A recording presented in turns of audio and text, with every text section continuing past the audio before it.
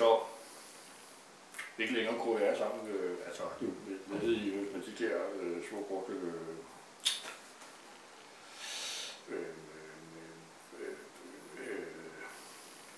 ja, det sted, hvor jeg var. SFO. Da jeg så ikke kunne være dernede mere, så gik jeg faktisk et stykke tid og ikke havde noget. Så gik jeg bare og klik. Jeg gik rigtig meget med. Okay, men jeg gik. Nogle gange gik jeg rigtig langt. Men også korte ture. Og nogle rigtig dejlige, nogle også. Nogle gange så gik jeg bare, det lyder tosset, men nogle gange så gik jeg bare ud på Italien. Det kunne jo være et eksempel på en kort tur. Så kunne jeg gå rundt derude. Det kunne godt være et stykke tid, hvor jeg sådan, så gik jeg ud, så for eksempel, så, når jeg så var derude, så der er sådan nogle små, en lille krog. Jeg har faktisk to kroge, som jeg kan så sætte på min altandør, sådan, så hvis det blæser, så står den ikke og banker i. Jeg er altid lidt bange på, så en knald af, ja. Og så larmer det også, og naboer bliver reddet, og men nu egentlig mest for jeg bor ret tæt for vandet, skal jeg lige sige. Og hvis døren står åben, og den ikke bliver banket i af vinden, altså selvfølgelig, så er jeg faktisk ret urolig for, at der kan komme fugle ind. Altså, havnen, den ligger lige her, ikke? Ej, det er jo min væg, men op bag den væg der, og så er der nok bare der. En der. Og ja, jeg tror, der er en opgang til, og det er, så er 2 lejligheder i hver opgang. Altså øverst op, ikke? Så der er faktisk rimelig mange vægge af, at man skal igennem, før man kommer ned til havnen. Men nede på havnen, der er mange fugle. Sådan nogle pænt store nogen. Ja, måske sådan. Guldnæb og mit indel eller far sidder og der nu kommer fiskekutter ind og sådan noget, så er de der tit. Men når kutterne ikke er der, så kan de jo godt være herude. Så har jeg sådan 2 lige derude på altanen til døren, sådan nogle kroge. Og der er en kort krog, og der er en lang krog. Så sætter jeg gerne lige en kort krog på, når jeg så er ude på mine små ture ude på altanen. Og når så er derude, så har jeg faktisk ikke noget ud af de der fuglekår, fordi det er jo meget spændende. Ikke jeg sådan skal røre dem eller sådan noget. Nej, det er slet ikke sådan noget, men jeg kan godt lide at kigge på dem. Men så kan jeg også godt gå lange ture. Og det er sådan, at hvis jeg så ikke har været ude på en kort tur en dag, så tænker jeg, så har jeg også lidt overskud så lige til at gå en lidt længere tur, ikke? Så kan jeg for eksempel, jeg bor op på 3. sal, og så er der rimelig langt ned, når man skal i flaskecontaineren. Jeg har ret mange flasker, som jeg skal af med indimellem. Jeg må indrømme, at jeg kommer sgu aldrig op og aflevere de flasker der. Jeg ved godt, at man kan få nogle penge, hvis man afleverer ved sådan nogle automater der.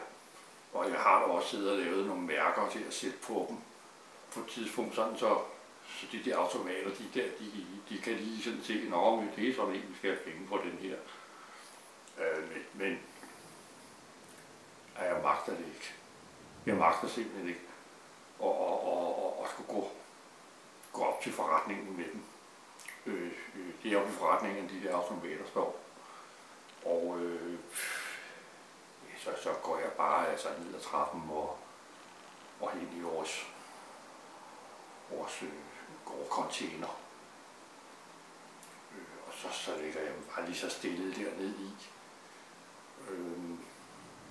Og nogle gange kan jeg også se, at nogle andre har lagt nogle ting nede i den og sådan noget, og det, så kan jeg faktisk godt finde på at kravle op i den, og sådan sidde og kigge lidt i, hvad er faktisk folk smidt ud og sådan noget. Det er faktisk nogle ret gode lange ture, jeg har dernede. Nogle gange er der også noget, jeg kan bruge og sådan, og så der er sådan et net, jeg kommer til de ting ned i, fordi jeg bryder mig ikke om, at folk de lige skal se, at jeg har rodet i deres ting, og så tager dem med hjem, og så bruger dem her, ikke? Men altså, der har været, der var et vækkeur, for eksempel.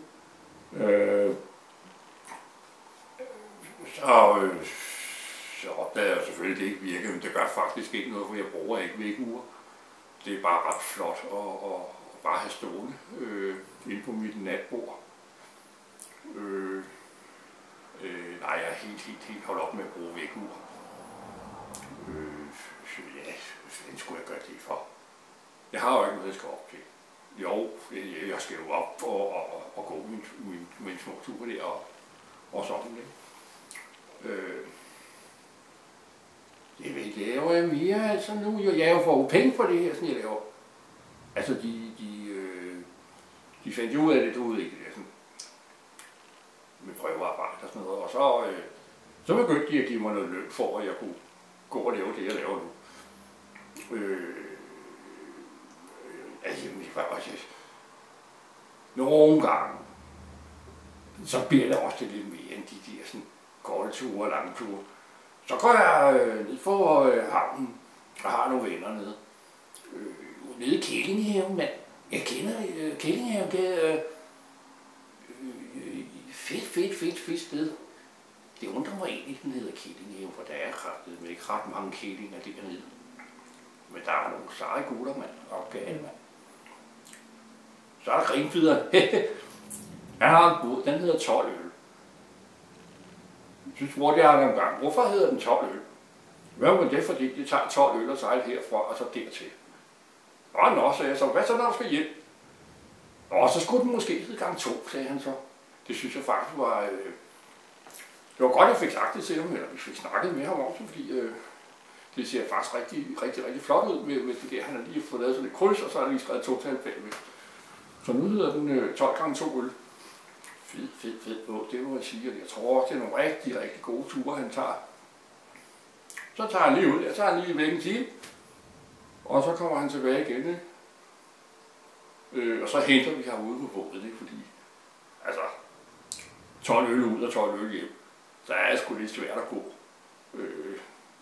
Ikke når først når han kommer op på land, så er det fint, fordi så er der bare på knallerten, og så kører han hjem.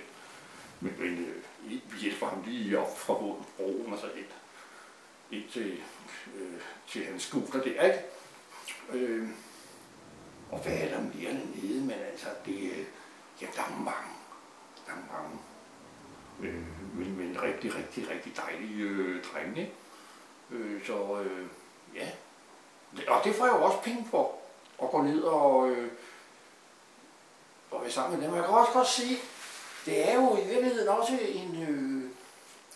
det er sgu også en slags kollegaer, ikke? Så snakker vi lidt om, du ved, hvad lavede du så lige før du kom her, ikke? Og der er mange af dem, de har så lige været oppe på teatercaféen, ikke? Det synes jeg er lidt snedt, ikke? Fordi så har de jo allerede fået snakket om en masse ting deroppe, ikke?